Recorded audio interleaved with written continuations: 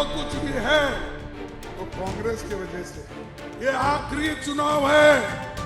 मोदी अगर फिर से आए तो नए चुनाव होंगे, नहीं करने देगा। आप अगर चाहते हो तो डेमोक्रेसी बच सकती है। अगर आप नहीं चाहते हो, गुलाम रहना चाहते हो, तो फिर आपकी मर्जी। पहले लगा कि हमने सरकार चलाई और आज जो कुछ भी है वो कांग्रेस की वजह से है। शिक्षा, दवाखाने, स्टील फैक्ट्रीज, पूरे देश में कुछ ना कुछ अगर दिखता है वो कांग्रेस का दिखता है। उनके क्या दिखते हैं?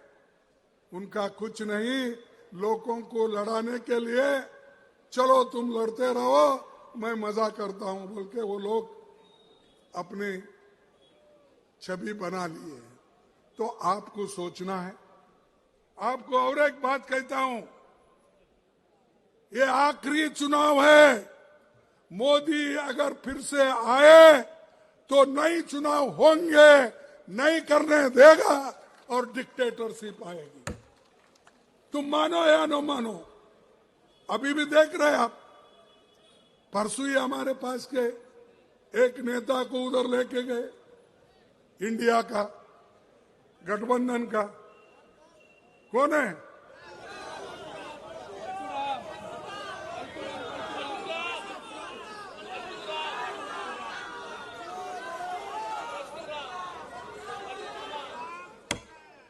देखो, एक एक को नोटिस देना, डराना, धमकाना, उसकी दोस्ती अगर नहीं छोड़ेंगे फिर हम देख लेंगे। डर के कोई दोस्ती छोड़ रहा है, कोई पार्टी छोड़ रहा है, कोई गठबंधन छोड़ रहा है। अरे इतने डरपोक लोग अगर रहे तो क्या यह मुल्क बचेगा? क्या यह संविधान बचेगा? क्या यह डेमोक्रेसी बचेगी? इसीलिए ये आखिरी चांस है आपको वोट देने का।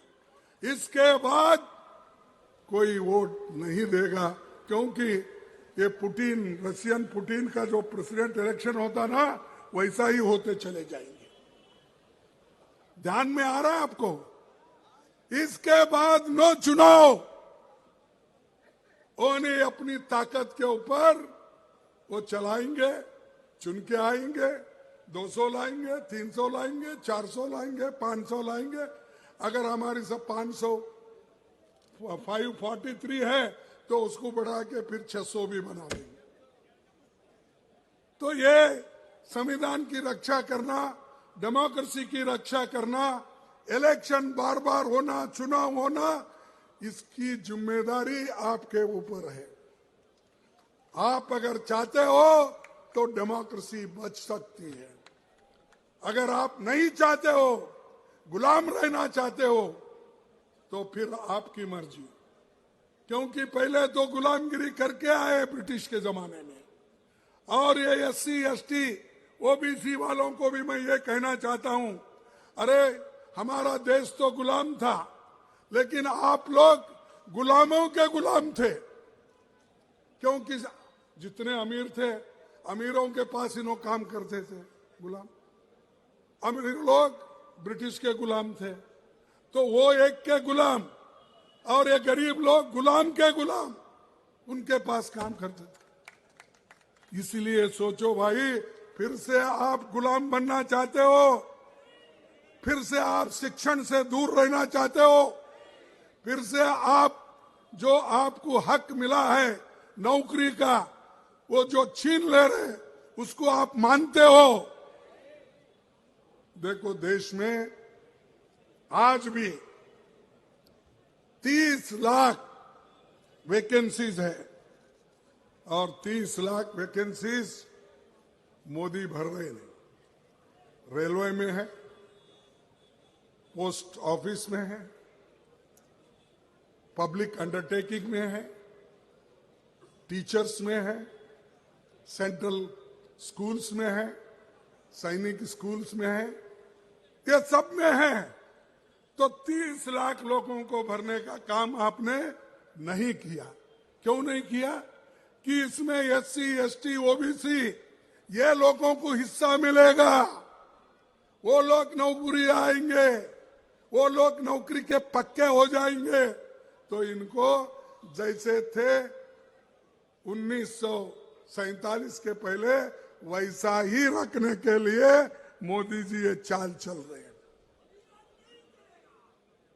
और एक बात मैं कहूंगा, एक मोदी साहब की एक आदत है झूठ बोलना। आप कोई दूर दूर रह के कोई बीजेपी या बीजेडीपी के लोग सुन रहे हैं तो मैं आपको पूछना चाहता हूं, 2 करोड़ नौकरियों का वायदा किसने किया? अब कम से कम 20 करोड़ नौकरियां होना था, दिए आपको नौकरी। फिर बोल रहे हैं, आज पेपर तो आप रोज पढ़ते हैं, पेपर में हेडलाइनिंग क्या है?